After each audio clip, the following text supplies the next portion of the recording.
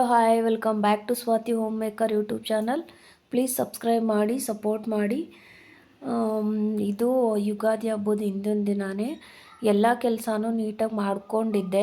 ದೇವ್ರ ಮನೆ ಕ್ಲೀನಿಂಗ್ ಮಾತ್ರ ಸಂಜೆ ಇಟ್ಕೊಂಡು ಅದನ್ನೆಲ್ಲ ಕ್ಲೀನ್ ಮಾಡ್ಕೊಂಡು ಬಿಟ್ಟೆ.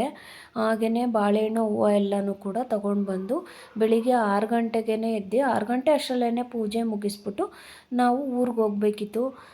ಇಲ್ಲಿ ಏನು ತಿಂಡಿ ಮತ್ತು ಯಾವುದು ಏನೂ ಮಾಡಲಿಲ್ಲ. ಪೂಜೆ ಒಂದು ಮಾಡಿಬಿಟ್ಟು ಊರಿಗೆ ಹೋದೆ. ಅಲ್ಲಿ ನಮ್ಮ ಅತ್ತೆ ನಮ್ಮ ಮಾವ ಎಲ್ಲರೂ ಜೊತೆಗೆ ಇತ್ಕೊಂಡು ಮಾಡಿದ್ರೇ ಚೆಂದ. ಇಲ್ಲಿ ನಾವಿಬ್ಬರೇ ಮಾಡೋದು. ನಮ್ಮ ಮಾವವರೇ ಒಪ್ಪಲ್ಲ, ಇಲ್ಲಿ ಇಬ್ಬರೇ ಮಾಡಿದ್ರೆ ಬೇಡ ಬನ್ನಿ ಮನೆಗೆ ಅಂತ ಅಂತಿರ್ತಾರೆ. ಅದರಿಂದ ಇನ್ನೊಂದು ದಿನವೇ ಹೋಗಬೇಕಿತ್ತು. ಬಟ್ ಬೆಳಗ್ಗೆ ಎದ್ದ ತಕ್ಷಣ ಪೂಜೆ ಮಾಡಿಬಿಟ್ಟು ಹೋಗೋಣ ಅಂತ ಅಂದ್ಕೊಂಡು ನಾನು ಪೂಜೆ ಮಾಡಿಬಿಟ್ಟು ಹೊರಟೆ. ಪಾಪುನ ಸ್ನಾನ ಮಾಡಿಸ್ಲಿಲ್ಲ. ಬೆಳಗ್ಗೆ ಅಲ್ಲಿಗೆ ಹೋದ್ರೇ ಎಣ್ಣೆ ಸ್ನಾನ ಮಾಡಿಕೊಂಡು ಕಡೆ ನೀರಲ್ಲಿ ಸ್ನಾನ ಮಾಡಿದ್ರೆ ಚೆಂದ ಅಂದ್ಕೊಂಡು ಅಲ್ಲಿಗೆ ಕರ್ಕೊಂಡು ಹೋದೆ ಅವ್ನು ಮಾಡಲ್ಲ ಅಂತ ಇದು ಮಾಡ್ದೆ. ಇಲ್ಲಿ ಸಾಗರಕಟ್ಟೆನಲ್ಲಿ ಎಷ್ಟೋ ನೀರಿತ್ತು ಅಂದರೆ ಇವಾಗ ಫುಲ್ ಕಮ್ಮಿ ಆಗಿಬಿಟ್ಟೈತೆ.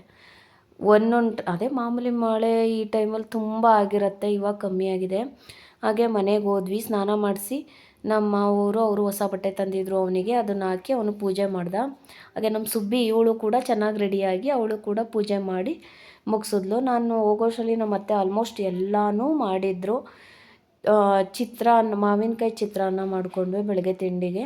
ಅಷ್ಟರಲ್ಲಿ ಮಧ್ಯಾಹ್ನ ಅಡುಗೆನೂ ಕೂಡ ಆಗಿತ್ತು. ಫುಲ್ ಆರಾಮಾಗಿ ಕೂತ್ಕೊಂಡು ಟೈಮ್ ಪಾಸ್ ಮಾಡಿದ್ವಿ ಅವತ್ತೊಂದು ದಿನ ಎಲ್ಲ. ಮತ್ತು ಬೆಳಿಗ್ಗೆ ಸೋಮವಾರ ಎದ್ದ ತಕ್ಷಣ ಈ ಥರ ವೆದರ್ ಫುಲ್ಲು ಹಿಮ. ನನಗಂತೂ ಫುಲ್ ಖುಷಿನೇ ಆಗ್ಬಿಡ್ತೀವಿ, ಇಷ್ಟೊಂದು ಚೆನ್ನಾಗಿ ಬಂದೈತೆ ಅಂತ.